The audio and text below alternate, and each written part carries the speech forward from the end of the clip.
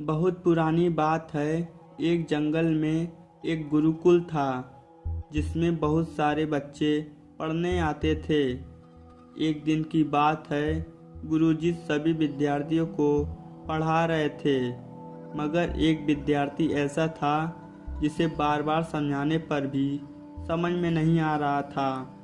गुरुजी को बहुत तेज गुस्सा आया और उन्होंने उस विद्यार्थी से कहा, जरा अपनी हथेली तो दिखाओ बेटा।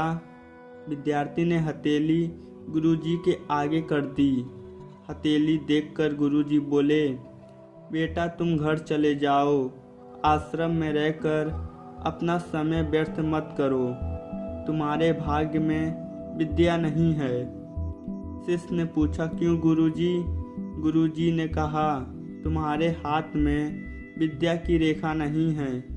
गुरुजी ने एक होशियार विद्यार्थी की हथेली उसे दिखाते हुए कहा, या देखो, ये है विद्या की रेखा, या तुम्हारे हाथ में नहीं है, इसलिए तुम समय नष्ट ना करो और घर चले जाओ और वहाँ अपना कोई काम देख लेना। यह सुनने के बाद उस विद्यार्थी ने अपने जेब से एक चाकू निकाला, जिसका प्रयोग वह रोज सुबह अपनी दातुन काटने के लिए करता था। उस चाकू से उसने अपने हाथ में एक गहरी लकीर बना दी।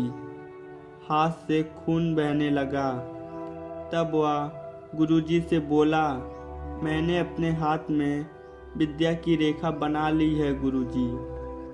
यह देखकर गुरुजी द्रवित हो गए और उन्होंने उस विद्यार्थी को गले लगा लिया।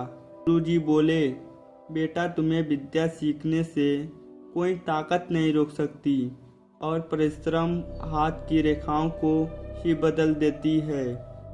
तो दोस्तों, इस कहानी की शिक्षा ये है कि लोग चाहें जो भी बोलें, हम हर एक को गलत साबित करते हुए अपनी लगन और कठिन परिश्रम के दम पर जो चाहें वो सब कुछ हासिल कर सकते हैं।